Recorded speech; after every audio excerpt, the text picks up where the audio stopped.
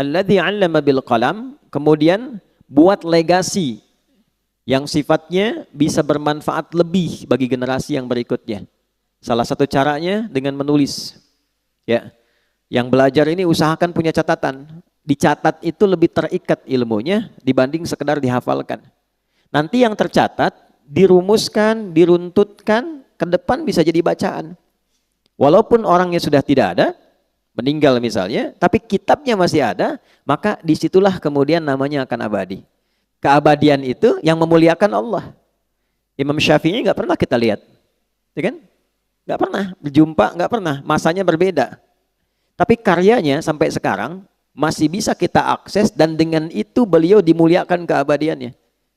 Karena itu orang-orang bijak mengatakan kalau Anda masih ingin eksis sampai dengan masa depan, maka wariskan ke masa depan itu tulisan-tulisan dari karya kita yang paling baik. Tidak ada yang terbaik kecuali menyampaikan pesan-pesan yang dimuliakan oleh Allah Subhanahu wa taala. Teman-teman juga begitu. Ya, yang di birokrasi, yang di kedudukan, yang di harta dan sebagainya, ya bukan sekedar kita jalani sebagai profesi. Kalau bisa jadikan legasi, bikin kebijakan. Ya, buat kreativitas, bikin inovasi, tulis.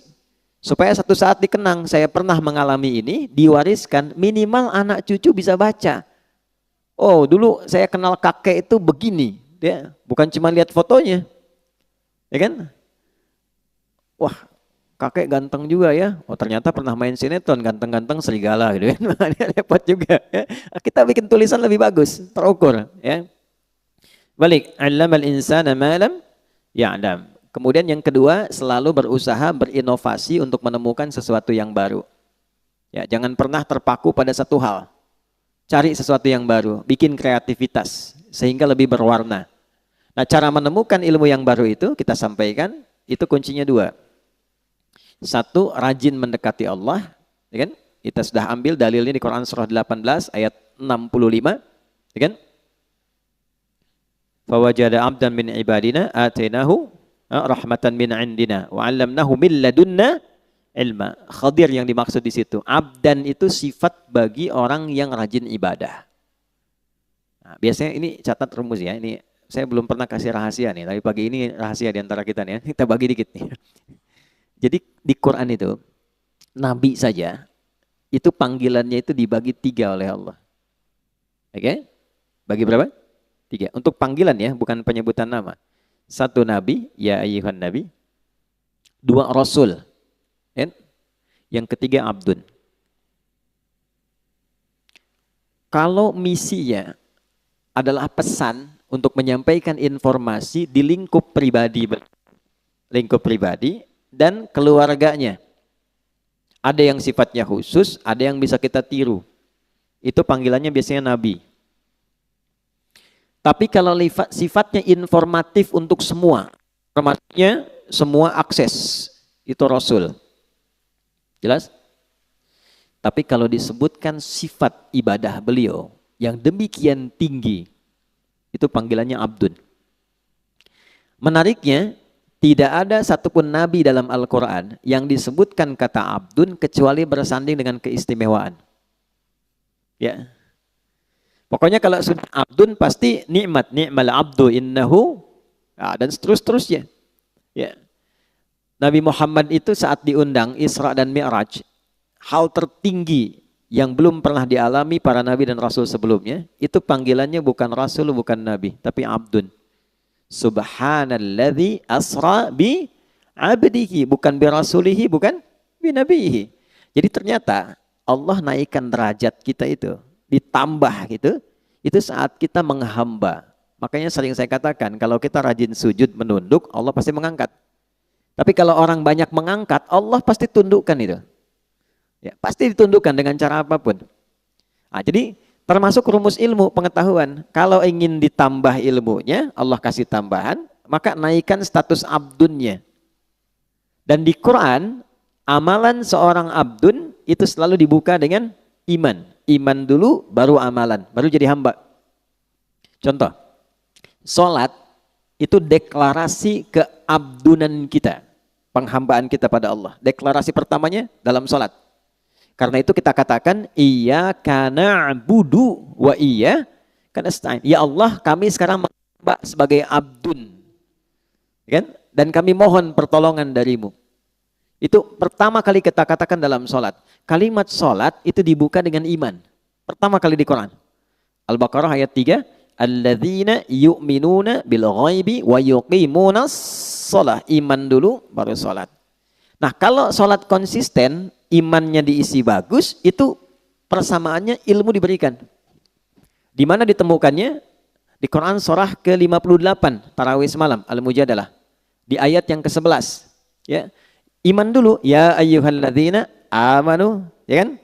Perhatikan kalimatnya. Ya ayyuhalladzina amanu, idza qila lakum tafassahu fil majalisi fafsahu yafsahillahu lakum. Wa idza qila lakum unshuzu syuzu. Yarfa'illahu alladzina, iman dulu. Amanu minkum walladzina utul ilma darajat. Kalau iman naik, ilmu pasti ditambah. Pasti itu. Ya, itu sudah rumus. Nah, jadi yang pertama kita coba tingkatkan keimanan pada Allah, rajin sholat. Sholat, ya, nanti pasti akan ditemukan hal baru. Yang kedua, ikuti petunjuk Nabi.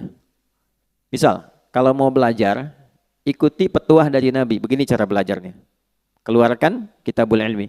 Kalau mau bisnis, ikuti pola bisnis yang ditunjukkan Nabi. Kalau di birokrasi, di kedudukan, ikuti bagaimana petunjuk Nabi. Ambil value-nya, maka apa yang terjadi? Perhatikan kalimatnya. Al-Baqarah ayat 151. Kama arsalna fikum rasulan minkum yatlu alaikum ayatina wa yuzakkikum 2 wa yuallimukumul kitaba 3 wal hikmata 4 5 wa yuallimukum ma lam takunu ta'lamun. Orang yang cenderung mengikuti prototipe kehidupan Nabi, cara yang Nabi ajarkan, gimana menjalani hidup, salah satu keistimewaannya Allah kasih pada orang itu apa yang belum ia ketahui. Cobain. Nah, teman-teman di serse misalnya kan, kehakiman dan sebagainya, kadang-kadang mau nyelesain kasus susah tuh, mau nemukannya. Sholat, minta petunjuk. Ya, tiba-tiba selesai ketiduran, mimpi dapat. Tiba-tiba dapat pencerahan kemana arah. Itu bisa terjadi. Di bisnis begitu. Ya, begitu diikuti polanya, Abdurrahman bin Auf tuh dari mana sih modal pakaian datang ke Madinah? Dalam 3 tahun kok jadi orang kaya, kemudian valuasi hartanya di awal sampai 923 miliar dolar. Dihitung sekarang itu. 14.700 triliun. Nabi wafat, kita coba riset itu kurang lebih valuasinya 72.000 triliun. Ya. Dan termasuk 1 di antara 10 orang masuk surga. Dan selalu punya kreativitas yang baru, yang nggak dikerjakan orang. Orang pilih yang ini, beliau menemukan yang baru. Orang sudah mau deketin yang baru ini, beliau sudah pergi ke kreativitas yang lain. Jadi hebatnya itu yang dikerjakan orang, itu beliau sudah 2-3 kali 10 step berada di depan. Ya, jadi bikin kreativitas baru, punya inovasi, orang belum ada. Begitu orang ngikutin, ini sudah mengerjakan yang baru lagi. Jadi pantas jadi yang paling unggul di bidangnya. Khalid bin Walid di militer begitu, selalu punya strategi baru.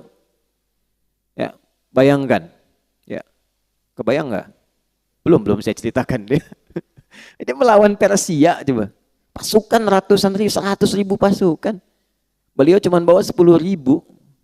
Itu menemukan strategi baru. Jadi ada seorang di barat itu sampai kemudian meriset bagaimana seorang Khalid itu bisa menjadi jenderal paling unggul di lapangan. Itu dilihat gitu. Dan itu terjadi utamanya setelah masuk Islam. Sebelum masuk Islam hebat dalam strategi perang Uhud. Setelah masuk Islam lebih hebat lagi. Nah itu jadi bab. Kalau dipelajari bisa sukses di bidangnya. Nah itulah allamal insana ma lam ya'lam. Nah yang kemarin kita telah berhenti di ayat 6 sampai 8-nya. Kalau sudah sukses jadi apapun. Nih, jadi ilmuwan, jadi ulama, kan? Pebisnis kaya, yang kedudukan jadi jabatan, jadi jenderal, macam-macam birokrasi, udah jabatan tinggi. Kalla, jangan pernah terjadi. Innal insana la yatgha. Jangan pernah terjadi munculnya potensi-potensi menyimpang bersikap berlebihan. Ar-ra'ahu istaghna, karena sudah merasa lebih dari sebelumnya. Karena pasti peningkatan sesuatu akan merubah karakter dan gaya hidup.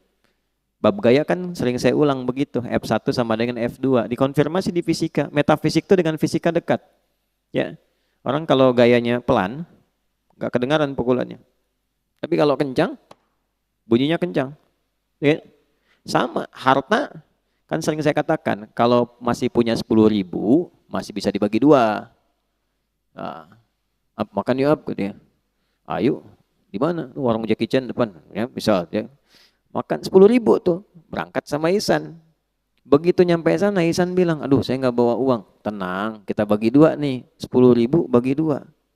Tapi ketika Mus'ab sudah punya 1 miliar, bisa nggak bagi dua sama Ihsan tuh? Belum tentu. Karena sudah berbeda, kualifikasi sudah lain, itu merubah. Dari bawaan sudah beda, wibawa sudah lain, karakter sudah tidak sama. Normal, nggak apa-apa. Quran bilang nggak apa-apa. Yang dijaga itu jangan berlebihan. Gitu.